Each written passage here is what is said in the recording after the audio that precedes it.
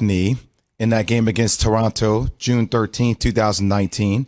You fast forward 16 months later, he is working out. And look, everybody's body's different, but it seemed like he was recovering off the ACL injury pretty well. Mm-hmm. He was going to be back to what he was, Klay. But you can't always say that off an ACL injury, even though technology is better today than what it is, 5 years ago. For him now to tear his Achilles in the opposite leg, obviously that comes from compensating. And the thing I feel horrible about is Zubin, you said, it probably be 2 years and 4 months until he's able to play on the NBA court again, like in competition, in a game. And I think ultimately what you feel so bad about is, look, from somebody who's been through years of, just going through rehab, like the rehab fatigue, Keeg, right? Like going through it every day, 2 days a week, like 2 times a day to get back. Like ultimately, like I think he's going to come back. I don't know if he's going to be the same player as he was before. I'm not sure. The guy was, one of the things that made him so great is that defensively, he was a stopper. You could put him on the opposing team's best player, and he would go out and lock up and then also give you 35, 40 points some nights.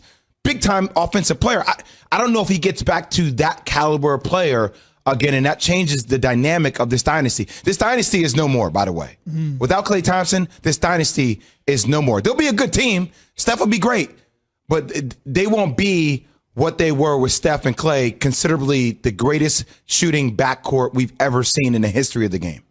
It's crazy, though. But I guess you kind of knew that it was the Achilles from yesterday. Prior to that, when we were on the show, news started to trickle in. Oh, it could be his Achilles again. It could be his right Achilles opposed to his knee. So he kind of started to trickle in, and you start to sit there and you say to yourself, now he has to deal with the rehab of his ankle and his Achilles.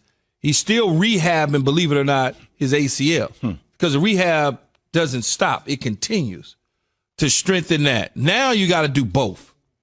And as Jay said, 2.5, 2.5 years before you really get back into real competition on the court. Whether or not he'll be the same player, we don't know. We're assuming probably not because of the injuries, but you don't know his body. We don't know his body. I mean, he may just be a fast healer and it works out great. He's the same. I think most people, if it was on the board in Vegas betting on it, they probably would bet against it. The Warriors as a team, what happens to them and where do they go from here? I mean, they obviously are going to look today in free agency and see what's out there, what their money can buy. They got Kelly Oubre, They just got Kelly Oubre. And so there's still some other pieces that I'm sure that they're going to look at.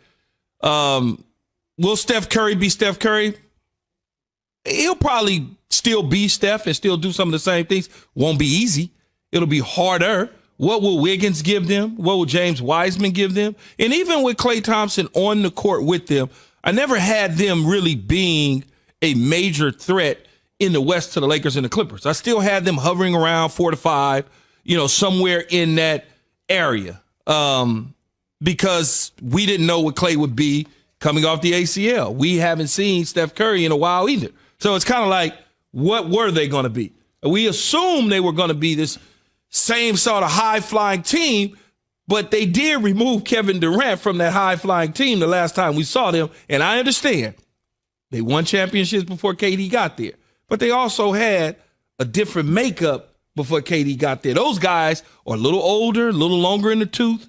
Draymond, for whatever last year was, it was a throwaway season. He's a little bit longer in the tooth. So it's a little bit different. Single-double.